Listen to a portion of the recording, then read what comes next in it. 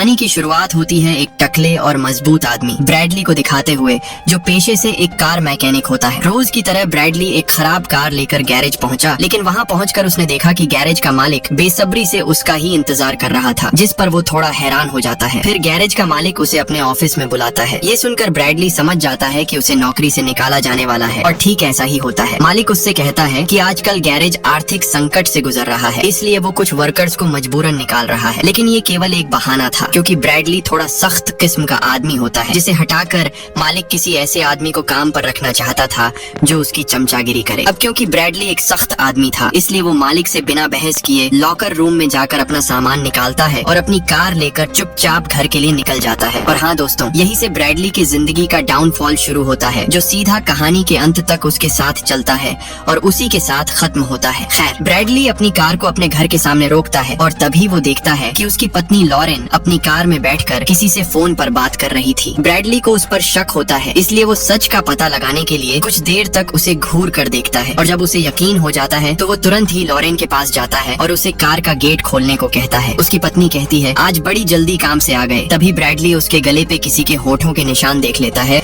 और लॉरेन से कहता है, अपना फोन दो मुझे। लेकिन लॉरेन उसे फोन देने से मना कर देती है, जिस पर ब्रैडली उससे उसका फोन छीन लेता है और उसका शक सही निकलता है। वो किसी पराये मर्द के साथ फोन पर बात कर रही थी। ब्रैडली गुस्से में लॉरेन को घर के अंदर जाने के लिए कहता है। लॉरेन कहती है, मेरी बात तो सुन लो, मैंने कहा घर के अंदर जाओ। फिर लॉरेन चुपचाप घर के अंदर चली गई। अब वैसे ही उसे कुछ देर पहले काम से निकाल दिया गया था, और अब उसकी पत्नी का चक्कर, जिसे लेकर वो और भी ज्यादा परेशान हो चुका था, इसलिए उसने अपना सारा गुस्सा, वो इतना ज्यादा गुस्से में था कि उसे पता ही नहीं लगा कि कब उसके हाथ बुरी तरह से जख्मी हो गए। इसके बाद वो खुद को शांत करता है और घर के अंदर जाता है और भाभी जी से सवाल करता है कि वो कितने दिनों से दूसरे आदमी के साथ है। लॉरेन सब कुछ बता देती है कि पिछले 3 महीनों से उसका किसी और के साथ चक्कर चल रहा है। दरअसल ब्रैडली की पत्नी का कुछ दिन पहले अबॉर्शन हुआ था, जिसकी वजह से वो उदास रहती थी, और अक्सर ब्रैडली अपने कामों में व्यस्त रहा करता था, जिसकी वजह से लॉरेन घर में अकेली और काफी उदास महसूस करा करती थी, और इसी कमी को पूरा करने के लिए उसे दूसरे आदमी का सहारा लेना पड़ा। ब्रैडली को उसकी बातें सुनकर एहसास हुआ कि उसे लॉरेन को वक्त देना चाहिए था, और वो लॉरेन से इस बात के लिए माफी भी मांगता है, और वो कहता है कि आज से और अभी से दोनों एक नई जिंदगी की शुरुआत करेंगे। लॉरेन मान जाती है। इसके बाद ब्रैडली लॉरेन को बताता है कि उसे काम से निकाल दिया गया है और अब से वो गिल नाम के एक आदमी के लिए काम करेगा, जो एक ड्रग लॉर्ड है। गिल का नाम सुनते ही लॉरेन साफ साफ मना कर देती है कि वो गिल के साथ काम नहीं करेगा, और कहती है, तुमने ही कहा था कि तुम गिल के साथ कभी काम नहीं करोगे। ब्रैडली कहता है, हाँ, लेकिन ऐसी हालात में हम खुशहाल परिवार की तरह नहीं रह सकते। परिवार चलाने के लिए पैसे की जरूरत होती है, और फिलहाल मेरे पास कोई और रास्ता नहीं है। वो लॉरेन से ये भी कहता है कि वो ये काम पूरी सावधानी के साथ करेगा। इसके बाद कहानी 18 महीने आगे चली जाती है, जहां ब्रैडली का काम एक अपार्टमेंट में लॉरेन के चेहरे से साफ पता चलता है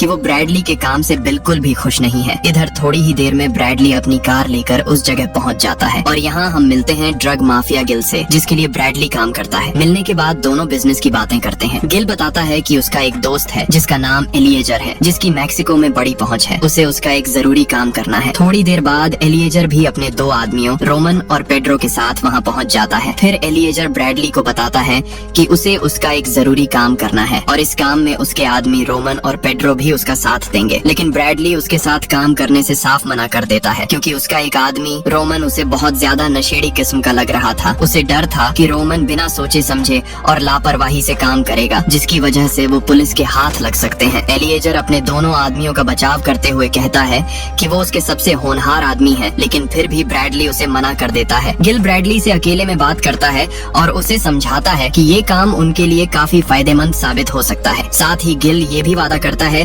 कि जब ब्रैडली का बच्चा पैदा होगा तो उसे 3 महीने की छुट्टी मिलेगी। थोड़ा सोचने के बाद ब्रैडली मान जाता है और एलिएजर से कहता है कि इस काम की पूरी जिम्मेदारी वही लेगा, और काम के दौरान उसके दोनों आदमियों को उसकी बात माननी होगी। एलिएजर मान जाता है। फिर ब्रैडली रोमन का एक छोटा सा इम्तिहान लेता है और उससे पूछता है, रोमन, अगर मैं कहूँ कि सामान फेंक दो तो तुम क्या करोगे? रोमन जवाब देता है, फेंक दूंगा, और इसी के साथ दोनों के बीच समझौता हो जाता है। इसके बाद तीनों रात के वक्त एक बंदरगाह पर पहुंचते हैं, लेकिन शिप पर चढ़ने से पहले रोमन अपनी मर्जी चलाने लगता है। ब्रैडली गुस्सा होता उससे पहले पेड्रो रोमन से कहता है, रोमन, हमारे बीच समझौता हुआ है, हमें ब्रैडली की बात माननी होगी। फिर ब्रैडली खुद बोट चलाता है और लोकेशन पर पहुंचकर सावधानी से चारों ओर देखकर बोट रोक देता है। इसके बाद पेड्रो डाइविंग सूट पहनकर पानी में उतरता है और नीचे से एक बक्सा निकाल कर लाता है। अंदाजा लगाओ बताओ उस बक्से में क्या होगा, मैं बताता हूँ और उन्हें जाने देता है और खुद बोट की तरफ बढ़ने लगता है। और इधर दोनों जैसे ही थोड़ा आगे आते हैं, अचानक पुलिस उन्हें घेर लेती है और दोनों तरफ से धड़ाधड़ गोलियां चलनी शुरू हो जाती हैं। ब्रैडली पकड़ा नहीं जाना चाहता था, इसलिए वो चुपचाप निकलने का सोचता है, लेकिन तभी उसे पुलिस वालों की आवाज सुनाई देती है जो कि मदद मांग रहे होते हैं। ब्रैडली दिमाग लगाता है कि वो आम आदमी बनके पुलिस की मदद करेगा, जिससे पुलिस को उस पर शक नहीं होगा। फिर ब्रैडली पीछे से जाकर पहले पेड्रो को गोली मार देता है और फिर रोमन को भी, लेकिन अफसोस पुलिस वाले उसे गिरफ्तार कर लेते हैं। इसके बाद उसे पूछताछ के लिए लाया जाता है। वहाँ एक डिटेक्टिव वॉटकिंस उससे ड्रग्स के बारे में पूछता है और ये भी पूछता है कि वो वहाँ क्या कर रहा था वगैरह वगैरह। ब्रैडली उसे गुमराह करने की कोशिश करता है, मगर डिटेक्टिव को शक हो जाता है कि ब्रैडली एक चालाक आदमी है और उस डिटेक्टिव को उसके खिलाफ कोई ठोस सबूत नहीं मिलता, लेकिन उसने 2 लोगों की हत्या की थी, जिसकी वजह से वो फंस जाता है। कोर्ट में पेशी से पहले उसे एक आखिरी बार अपनी पत्नी से मिलने दिया जाता है। ब्रैडली लॉरेन से कहता है कि वो अपना और उनके होने वाले बच्चे का ख्याल रखे। ब्रैडली ने अवैध कामों से इतने पैसे कमा लिए थे कि उसकी पत्नी और बच्चा आराम से एक अच्छी जिंदगी जी सकते थे। फिर ब्रैडली को हत्या और अवैध हथियार रखने के जुर्म में 7 साल की सजा सुनाई जाती है और उसे फ्रैंकलिन एर्जेंस नाम की जेल में भेज दिया जाता है। वहाँ पहुंचकर उसे उसकी सारी कीमती चीजें उतारने को कहा जाता है, यहाँ तक कि उसकी शादी की अंगूठी भी उतार दी जाती है। इसके बाद उसका हेल्थ टेस्ट लिया गया, जहाँ ब्रैडली और लेफ्टी की मुलाकात जेल के मैनेजमेंट ऑफिसर आंद्रे से होती है। आंद्रे ब्रैडली को जेल के नियम समझाता है, जिनमें से एक नियम ये भी था कि जब भी घंटी बजेगी तो उसे तुरंत ही हाजिरी लगाने अपनी सेल से बाहर आना होगा। इसके बाद ब्रैडली को उसकी सेल में डाल दिया जाता है। अंदर जाकर वो अपने आप को कोसने लगता है कि क्यों उसने एलिएजर के साथ काम किया। फिर वो थकान की वजह से गहरी नींद में सो जाता है और जब हाजिरी का समय होता है तो बाकी सभी कैदी अपनी अपनी सेल से बाहर आकर खड़े हो जाते हैं, लेकिन ब्रैडली तब भी घोड़े बेचकर सो रहा होता है, जिसकी वजह से सभी कैदियों को भूखा रहना पड़ता है। और जब काफी देर बाद ब्रैडली बाहर आता है तो आंद्रे उस पर भड़क जाता है और कहता है, मैंने तुम्हें नियम समझाए थे ना। आंद्रे उसे आखिरी चेतावनी देता है कि आगे से उसे डिसिप्लिन में रहना होगा और जेल के सभी नियम मानने होंगे। इसके बाद सीन उसकी पत्नी पे शिफ्ट होता है, जो घर में सोई हुई होती है कि तभी उसे एहसास होता है कि कोई उसके घर में घुस चुका है। लॉरेन तुरंत ड्रावर से बंदूक निकाल लेती है और ये जो भी लोग थे शायद उसका अपहरण करने के इरादे से आए थे, और तभी अचानक लॉरेन पे टेजर गन से हमला हो जाता है और वो बेहोश होकर जमीन पर गिर जाती है। इनकी नाकामी की वजह से उसके मालिक एलियाजर को $3 मिलियन, जो INR में लगभग 27 करोड़ होते हैं, इतना पैसा एलियाजर का नुकसान हुआ है। इसके बाद डॉक्टर प्लेसिड उसे लॉरेन की एक तस्वीर दिखाता है जिसे उन्होंने अगवा कर लिया होता है। डॉक्टर प्लेसिड आगे कहता है, एलियाजर तुम पे बहुत गुस्सा है और वो तुम्हारी पत्नी और होने वाले बच्चे दोनों को मार देगा, लेकिन एक शर्त पर वो ऐसा नहीं करेगा। फिर दोनों के बीच एक सौदा होता है। ब्रैडली से कहा जाता है कि उसे एक ऐसे आदमी को मारना होगा जिसे उम्र कैद की सजा हुई है, और वो आदमी रेडक्लिफ जेल के ब्लॉक 99 में बंद है, जिसका नाम क्रिस्टोफर है। डॉक्टर प्लेसिड ब्रैडली से कहता है कि अगर उसने रेडक्लिफ के जेल ब्लॉक 99 में जाकर क्रिस्टोफर नाम के आदमी को मार देता है तो एलियाजर उसे माफ कर देगा और उसकी पत्नी और बच्चे दोनों को भी छोड़ दिया जाएगा। ये सुनकर ब्रैडली पूरी तरह हताश हो जाता है। उसे समझ नहीं आता कि उसे